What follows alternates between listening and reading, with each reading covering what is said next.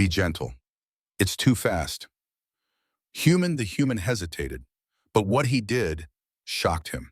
The frontier world of Arden 6 was a graveyard of old wars and forgotten colonies. Wind howled across the barren plains, dragging clouds of red dust over abandoned metal skeletons. Rusted towers, half-buried communication arrays, shattered troop carriers devoured by time. No cities, no voices, just the endless hum of a dead planet breathing through sand. Outpost 17A stood alone against that silence. A single human lived there, Ryden Cross. Once a Marine, now just a man who preferred machines over people. He moved like a shadow between steel corridors, tightening bolts, checking oxygen regulators, resetting thermal coils. No one ordered him. No one cared if the station worked or failed. The human command had pulled out years ago, leaving only him, a maintenance officer who never asked to leave and never gave them a reason to recall him. He didn't talk much, didn't smile either. Silence suited him, but that silence broke the moment the sky screamed. At first, it was just a streak of silver fire ripping through the clouds, tearing across the horizon like a blade. A burning object, breaching atmosphere too fast, trailing a comet tail of fractured plasma. The sky thundered, and the ground shivered beneath Ryden's boots. His head snapped up. That was no meteor. Impact, 2 kilometers east. The shockwave traveled through the desert valley, rattling the station walls. Ryden didn't hesitate. He strapped on his plasma sidearm, slung a survival pack over his shoulder, and stepped into the open world. The frontier wind hit him like a blast furnace, biting through his jacket. Red dust clung to his hair and skin like dried blood. He moved fast, boots sinking into shifting grit, scanning the sky for drones or enemy dropships. Nothing. Just smoke rising in the distance like a dark pillar against the sun. The crash site. By the time Ryden reached the impact trench, the air was thick with scorched ozone and burning metal. The object had torn straight through several layers of rock before embedding itself into the ground like a spearhead. Flames licked at the sides of the pod, clearly alien design. Sleek, organic curves woven with metallic, bone-like structures. A Zaelthar biopod. He hadn't seen one since the war. Most humans feared the Zaelthar, an ancient alien empire colder than ice, efficient as machines. They didn't trade, didn't negotiate. They harvested what they needed and erased anything that stood in their way. Their pods were meant only for 2 things, hunting or transporting something valuable. A faint sound broke through the crackle of fire. A voice he approached slowly, plasma pistol steady. The pod door had cracked open, steaming from internal pressure release. Inside, something moved, a shape shifting in the shadows, curled, trembling. Ryden tightened his grip and stepped closer. That was when she crawled out, Averia Thale. She fell to the ground like a wounded animal, hands digging into the dust, body marked with glowing fractures of pale blue light that pulsed beneath her skin like living veins. Her breathing came in sharp, ragged bursts. Blood, silver, not red, trailed down her arm, leaving faint, luminescent streaks on the sand. Her features were alien but hauntingly elegant. High cheekbones, faint scale-like patterns at the jawline that shimmered under sunlight, and eyes, silver with a deep violet core, like molten stars trapped behind glass. She tried to stand, but pain tore through her body, and she crumpled again. Ryden took one step forward. Her gaze snapped to him, wild with fear. She whispered, voice fractured, "Don't touch me." The words weren't a plea, they were a warning. Ryden didn't move. His shadow fell across her like a shield, blocking the harsh sunlight.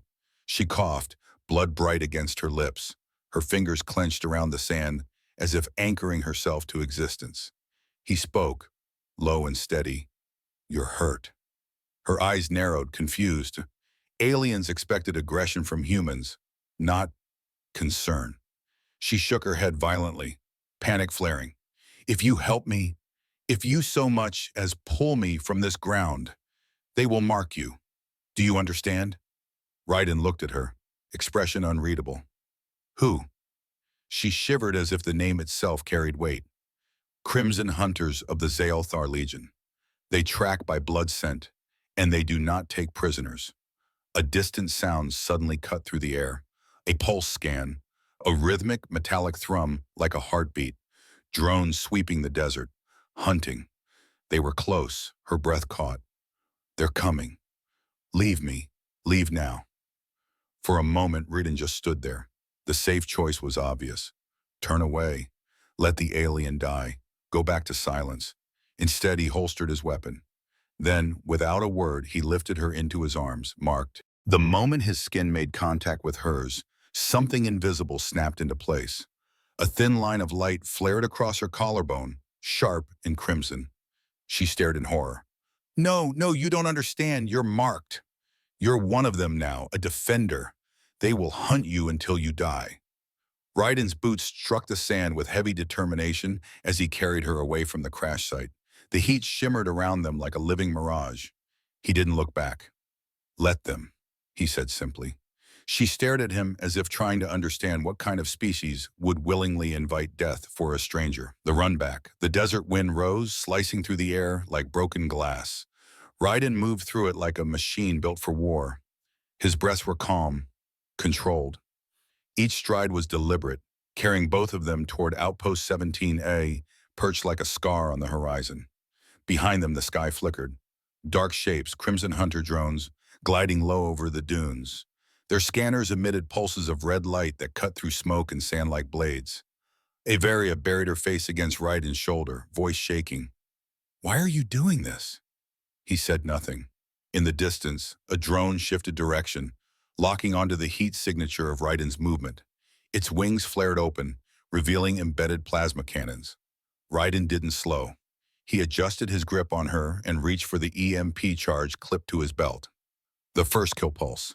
The drone dove, screeched, tearing the air apart. Ryden rolled behind a rock formation, shielding Averia's body with his own. Plasma fire scorched the ground where they had just stood. In one fluid motion, he set Averia down gently, stood, and threw the EMP device with military precision. The charge exploded midair. The drone's wings folded like broken limbs, engines screaming as it crashed into the sand, twisted metal hissing. Averia stared. Humans fought so differently. Not for glory, not for dominance. They fought to protect. She pressed a shaking hand to her chest where the defender mark glowed faintly through her skin, a scar of allegiance she had never wanted to place on anyone. You shouldn't have done that, she breathed. Ryden hauled the drone carcass aside and lifted her again. Too late, he said. Arrival at Outpost 17. As the station doors sealed shut behind them, the world outside fell into muffled silence. Inside, dim corridors, flickering emergency lights, machines humming like a beating heart. Worn, but alive. Ryden carried her to the med bay and lowered her onto the metal examination bed. She winced as pain rippled across her side. He began cleaning the silver blood from her wounds with steady precision, hands firm but careful. She watched him, studying every movement, every breath. Humans don't protect what isn't theirs, she whispered. Ryden tied the final bandage and met her eyes. You fell from the sky underneath them. Oh, sky, he said quietly. That makes you mine to deal with. Averia's breath hitched, not in pain, but something else, something unfamiliar, something dangerously close to trust. Then a siren wailed through the station. Incoming signal, multiple life forms. Crimson Hunter strike team, closing fast. Ryden turned to the surveillance monitors. Dozens of heat signatures, not drones this time. Soldiers. Averia's blood ran cold. You can still hand me over. They will leave you alive if you surrender me. Ryden checking the ammo on his plasma rifle and locked the station's blast doors. Then he looked at her, silent, steady, immovable. Let them come. The alarm lights washed the corridor in pulses of crimson, blinking like a heartbeat on the verge of failing. Outpost 17A, once a silent machine buried in the desert, now thrummed with urgency. Doors locked. Turrets activated. Perimeter beacons flared. Ryden Cross stood before the screens, jaw set, eyes fixed on the motion signatures approaching from the east ridge. 8 life forms. Zaelthar hunters. Not drones, not scouts. Warriors. Beside him, Averia Thale sat on the medbay bench, silver blood drying against fresh bandages. Her breathing had calmed, but her eyes, those strange violet-irised eyes, held a storm of fear and something darker, guilt. On the screen, shadows moved against the dunes like wolves circling prey. Their armor shimmered with organic plating, grown, not forged. Living metals fused into scaled skin, pulsing with the same blue light veins that ran through Averia's arms. Her voice came barely above a whisper. You cannot fight them. Crimson hunters don't retreat. They don't spare. Once they lock onto a defender mark, they hunt until death. Raiden didn't look at her.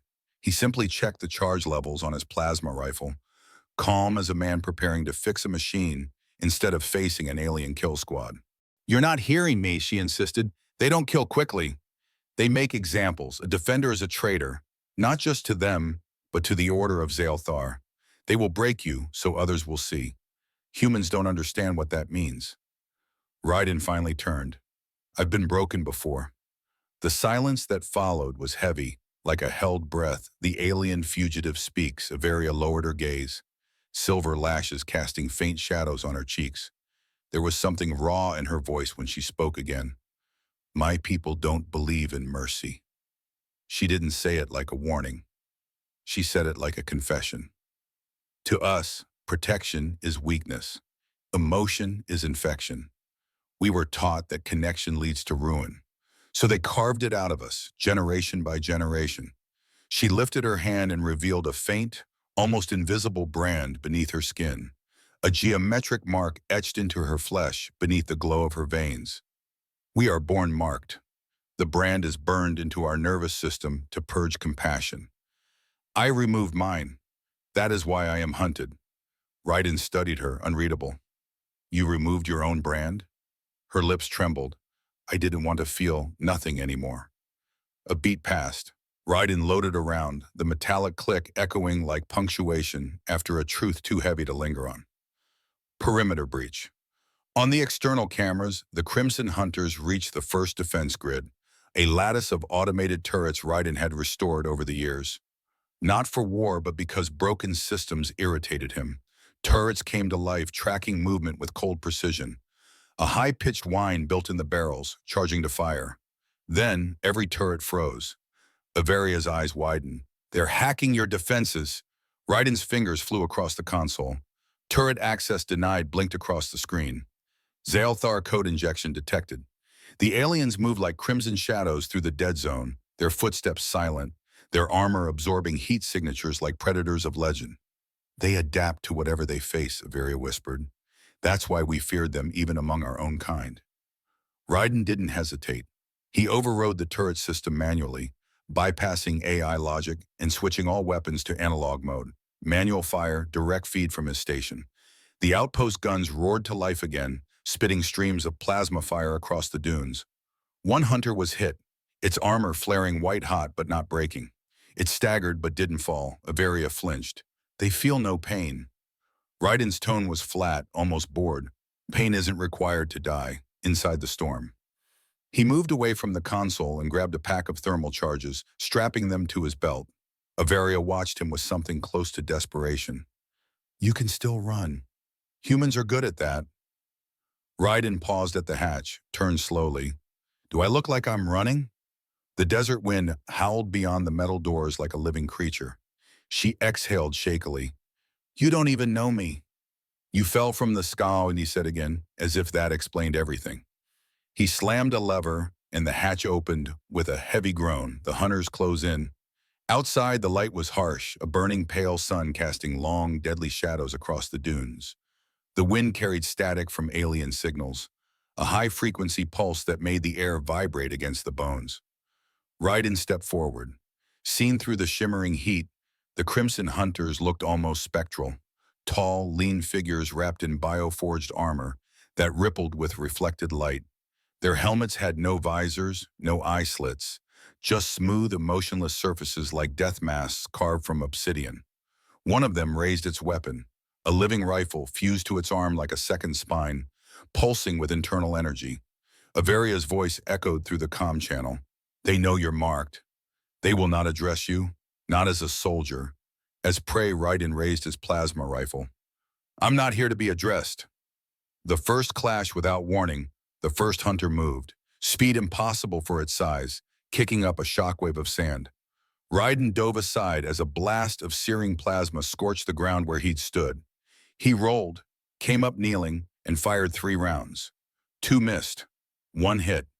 The round struck the hunter's chest, cracking the surface of its armor like fractured bone. The creature staggered. Raiden was already moving, closing distance instead of retreating.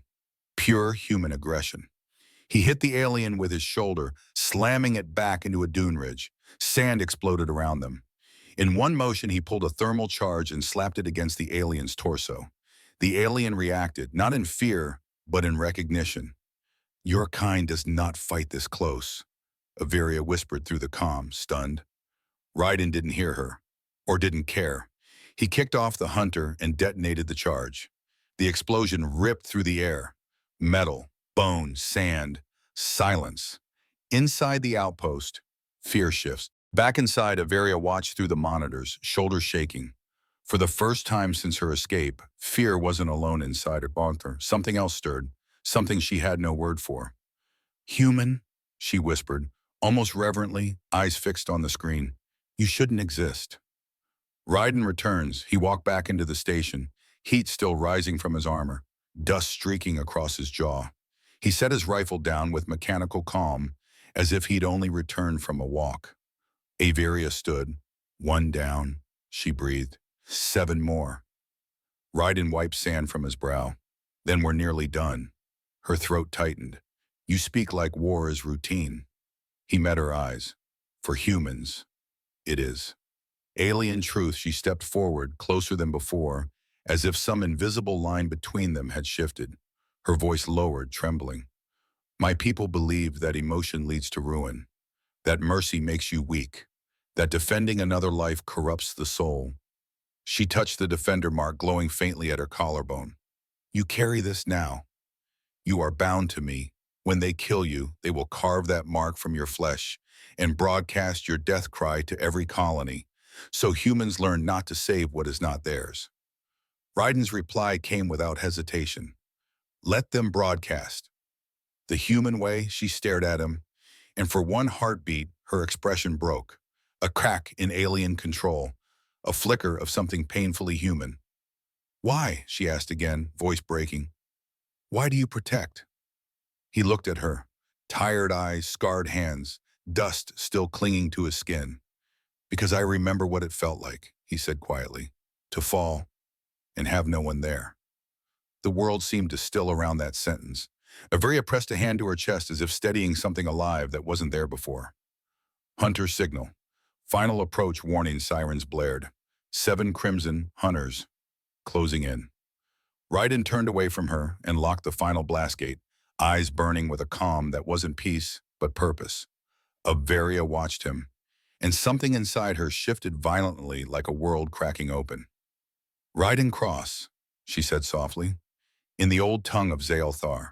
The one who shields another is called Varentel, Soul Guard. He said nothing, but his silence was an answer. The world outside the outpost waited like a lung before a scream. The scanners pulsed in rhythmic beats, 7 signatures, crimson hunters advancing, their formation precise as a blade. Inside Outpost 17A, lights dimmed. The entire structure entered combat lockdown, steel shutters slamming into place over weak points. Mechanical arms rotated along the ceiling, retractable panels shifting like an ancient beast waking from slumber. Raiden Cross moved with purpose. Not rushed, not frantic, methodical. He adjusted the manual targeting nodes and reinitialized the analog fire grid. Most humans relied on AI combat assist. Raiden did not. Machines could be out-coded. Instinct couldn't. Averia stood near the far bulkhead, hands clenched. The defender mark at her collarbone pulsed faintly, responding to something unseen. Like a living brand aware of its hunters. Raiden, she said quietly, there is still time to surrender me. He didn't look back. Stop asking. Her voice trembled, alien tones edged with something painfully close to desperation. They don't want you. They want to make you a warning. Humans who interfere in Xeothar affairs are harvested. Their bones are strung on the path of the next invasion as a sign. That is what Crimson Hunters do, right and lock down the final sequence. They'll find out humans don't give good warnings. The outpost shook, a concussive blast rippling across the hull. Averia's breath caught. They're here. Ryden stepped to the observation window. Out in the dunes, 7 tall figures spread in a hunter's arc, weapons lowered, movements eerily synchronized. Their armor wasn't just metal. It breathed, expanding and contracting like living skin over muscle. Their helmets, featureless obsidian, reflected nothing, swallowing light. Then, in one motion, all 7 raised their arms. A thin mist dispersed from their armor vents. Averia's eyes widened in horror. Tracker spores! Ryden's expression hardened. Tiny glowing particles drifted through the air, searching for marked blood. And inside the medbay, Averia's mark began to glow brighter, reacting to the spores sniffing across the desert. They can't enter until the outer seal breaks, she whispered. Seal integrity, 92%, 81%, 64%. They weren't smashing the walls, they were unmaking them. The spores disassembled the outer plating molecule by molecule, rewriting matter like a slow acid. Your metal isn't resisting, Averia realized. They are rewriting it. Ryden's reaction was not fear. It was something harder. Focus. Inside the human mind. Averia blinked. That weapon does not pierce Xeothar armor. He racked the heavy slide, chambering around with a mechanical click that echoed through the corridor like a war drum. It doesn't have to. He walked past her toward the quarter hatch. Averia reached out, not to stop him, but as if some part of her needed to anchor him to this moment. Human. What are you, Ryuhu? Ryden didn't look back. Marine. Then he opened the hatch and stepped into war. The siege begins impact. The outer wall gave way in a shower of molten metal. A crimson hunter tore through like a knife through flesh, landing in the corridor with impossible grace. 2 more followed, their movements fluid, almost elegant. They saw Ryden. All 3 raised their living rifles, spines along the barrels flaring like serpent fins preparing to strike. Ryden didn't wait for them to fire. He shot first. The tungsten round slammed into the lead hunter's knee joint, not piercing, but dislocating with brutal force. The alien staggered, movement glitching. Ryden didn't aim for kill shots. He aimed to break motion. Before the alien could recalibrate, he closed in, dropping the rifle and drawing his plasma knife, the blade crackling with unstable arcs. He struck the gap behind the hunter's collarbone, where armor met flesh. The smell of burning alien sinew filled the hallway as the creature convulsed. Averia flinched. Humans? Close distance? Why would you? Then she understood. Xeothar fought with distance and superiority. Humans fought like they intended to feel their enemy die. Predator versus survivor. The second hunter lunged, Ryden pivoted, using the dying alien's body as a shield. Plasma fire ripped through its armor from behind, scorching its partner instead. Human improvisation. Brutal, efficient, unpredictable. The third alien leaped from the wall, claws extended. It came down like a vengeful god. Ryden caught its arm mid-strike. For a moment, human strength against alien biosteel, muscle against engineered perfection. His boots dug into the metal floor. His teeth clenched. The alien's blade inches from his neck. Averia watched with widening eyes. Humans were not designed to match Xeothar's strength. They should break. They should crumble. Ryden did not break. With a roar, not of rage but of raw effort, he twisted, forcing the alien's own arm back until the joint snapped with a wet, sickening crack. He slammed his plasma knife into the hunter's throat and let it fall. Averia's realization. The mark on her collarbone pulsed like a heartbeat, sinking not with her fear, but with his will. Something ancient stirred in her blood, a forgotten instinct long purged from Xeothar history. Varentel, she whispered, stunned. Soul Guard. She had only heard the term in the oldest forbidden songs, of a time before her people purged emotion, when warriors once fought to protect, not possess. She pressed her palm to the mark. It responded. The hunters adapt. Outside the breached wall, the remaining Crimson Hunters paused. They had expected a surrender, a kill, not resistance. Their formation shifted. They recalibrated, adapting to human ferocity. Two began circling left, two right. One vanished beneath the sand, burrowing like a serpent. Averia's voice crackled through the calm. They have accepted you as a threat. They are done testing. Ryden picked his rifle back up, breathing heavy, sweat streaking through dust on his brow. He reloaded. Good! The buried one sensors flared. Averia gasped. Ryden, beneath you! The floor erupted. A hunter exploded upward through the metal plating like a blade through water, jagged spikes ripping through flooring panels. It grabbed Ryden by the leg and pulled with monstrous force. Metal shrieked. Ryden slammed his free foot against the alien's thigh, anchoring himself against the torn floor grid. His plasma rifle clattered away. The alien pulled harder. Averia moved for the first time. Instinct, not logic, drove her. She slammed her palm down on the medbay emergency override panel. A shock pulse triggered through the floor. An electric surge Ryden had hardwired into the station years ago. The alien convulsed. Ryden wrenched his leg free and fired a point-blank plasma shot into its skull. Aftermath in the dust. Ryden stood breathing heavily, blood trickling down his shin from torn fabric. Alien acid steam hissed where ichor met floor plating. Averia stood frozen by the panel, chest rising and falling sharply. She had saved him. He turned.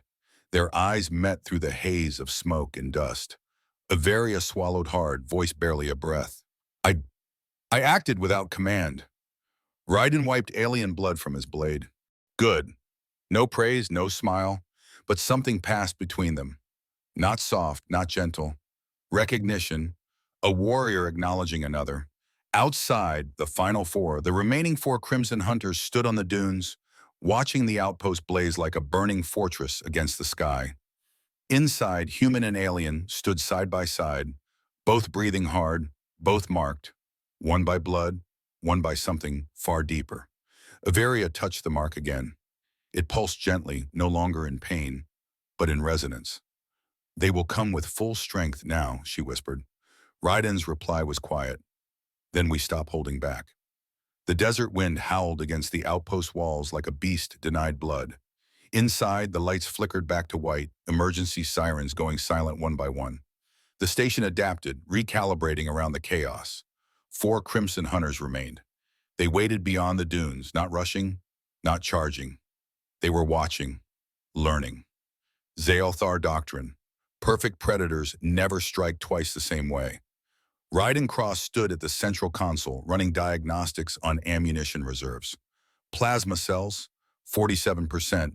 Thermal charges, 3 remaining. Structural integrity, 62%. He wiped dust and alien ichor from his face using a rag he kept tucked in his belt, as if cleaning a weapon. There was no fear in his eyes, just mathematics. Behind him, Averia Thalay walked slowly down the corridor, each step deliberate, as if the ground beneath her feet was new.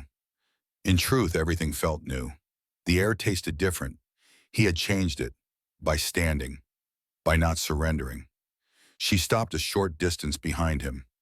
Your heart is loud, she said quietly. Ryden didn't turn. Is that a problem? Averia stepped closer, fingers brushing the mark at her collarbone. It glowed faintly in response to his proximity, synchronizing like a pulse aligning with another. Zaelthar hearts are quiet, she murmured, designed to slow under duress. Emotion disrupts calculation. So we erased it. She looked at him, a human covered in dust and blood, breathing hard, alive with something she couldn't name. But your heart beats harder when danger rises. Ryden's voice was quiet. That's how we know we're still fighting. The alien. Memory for the first time since she fell from the sky, Averia sat, her body trembled, as if something inside her resisted stillness. Zaelthar did not rest. They endured. But here, the silence didn't feel like emptiness, it felt like space. She spoke without him asking. Before our empire purged the old ways, my ancestors had a ritual. A vow of protection given by one warrior to another. They called it the Varantel, the binding of the soul guard. Ryden glanced at her, expression unreadable. Sounds like a promise. Her eyes flickered. It was forbidden. Because promises require choice, she traced the mark on her skin with trembling fingers.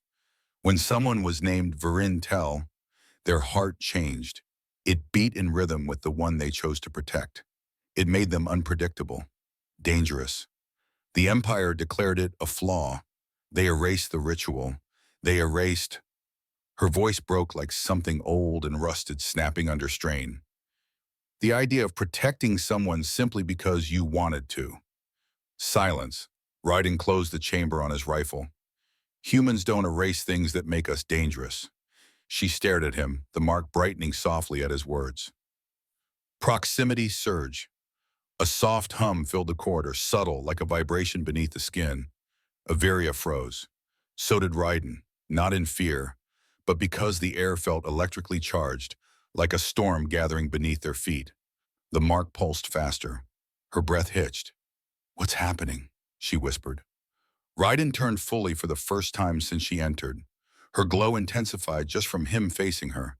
The thin luminescent veins beneath her skin brightened, rising to the surface like constellations waking. He stepped closer.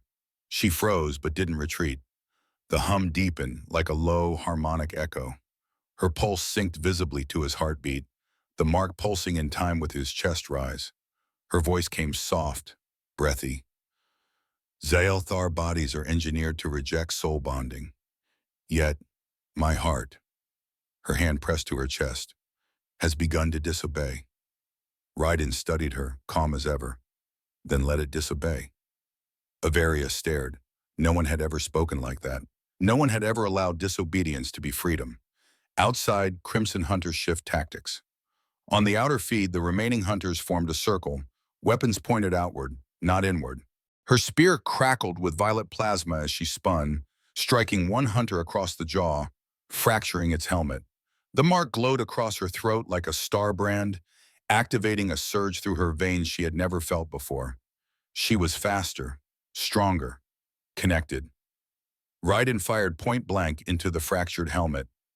Alien ichor burst like steam, coating sand in glowing blue. One hunter remained. It moved like a phantom, vanishing into dust trails as it blurred toward Raiden's blind side. Averia shouted, not in fear. "Left!" Raiden didn't question. He moved exactly when she called it, twisting sharply. The alien's blade scraped only air. Raiden countered, slamming a gauntlet punch straight through its chest plate with a sound like stone shattering. The witness reacts above. The Zaelthar witness paused its recording. It had expected a massacre, not adaptation, not a bond. "What is this?" Its thought voice rippled, a mixture of curiosity and unease. The mark resonates. Impossible. The Varantel ritual is extinct. Averia turned toward the witness, eyes bright with something fierce. "Extinct because you made it so," she said, voice steady through the comm channel. "But you cannot erase instinct. You cannot erase the heart." The witness tilted its head, a gesture of alien disbelief. "Emotion is instability." Raiden wiped blood from his brow with the back of his arm. "Emotion is why you're losing." The final hunter rush, the last crimson, hunter charged with a roar, dropping its rifle and extending both arms, blades forming from its living armor, extending like growing bone. Raiden began to raise his weapon, but Averia stepped forward. Raiden's eyes flicked to her. She met his gaze. Soul Guard does not stand alone. She moved. Her feet struck the ground with sharpened grace. Alien reflex fused with human fire. She spun under the alien's first strike, the spear igniting bright, and she drove the blade upward between the hunter's armor plates, straight into its pulsating core. The alien froze mid-motion, staring down at her, not in pain, but in recognition. A warrior's death. The hunter collapsed to its knees, then fell, armor folding inward like a dying beast curling into rest. Averia stood over it, chest rising and falling, the mark glowing like a small star against her skin. Witness judgment. The witness descended fully, cloak rippling. It regarded the fallen hunters, then Redan and Averia, with something unspoken. Not rage, not disgust, confusion. Your species protects without genetic debt, without hive code, without command. Avaria stepped forward, spear still lit. Not without command, she said softly. Her gaze flicked to Ryden. He commanded, by choosing. The witness's obsidian helm turned slightly toward Ryden. Human. Explain your purpose. Ryden looked at the battlefield, sand stained with alien blue and human red, and simply said, she fell. I caught her. That's it, silence. Wind moved across the dunes, carrying dust, smoke, and truth. The witness slowly raised its hand, a gesture not of attack, but acknowledgement. Then let it be recorded. Its thought, voice, and tone. Humanity's species capable of illogical defense. Marked, unpredictable. Category, phenomenon. The witness turned away. Departure. Without another word, the witness vessel lifted, gliding into the sky, as silent as a shadow, leaving no footprint. No more hunters advanced. The battle was over. Ryden exhaled, slow, controlled, like a man who had been holding a mountain on his back and finally set it down. Avaria stood beside him, weapon still in hand, but her posture slowly eased. The glowing veins along her skin dimmed to a soft luminescence, like embers cooling. But the mark stayed warm. She turned to him. Do humans always bleed for strangers? Ryden checked his rifle one last time and sat on a broken crate beside the outpost wall. Not for strangers. He glanced at her, tired, calm, steady. Not anymore. A new record in the stars. Far above, the witness vessel broke atmosphere, transmitting a single encrypted log to the Xyalthar archives. Recorded, a human stood between death and one not of his kind. He was marked and did not kneel. Conclusion. Do not test humanity with mercy. They answer in fire. Avaria approached slowly and lowered herself to sit beside him. For a moment, they said nothing. 2 heartbeats, 1 rhythm. The wind screamed across the desert, but it no longer sounded empty. The end.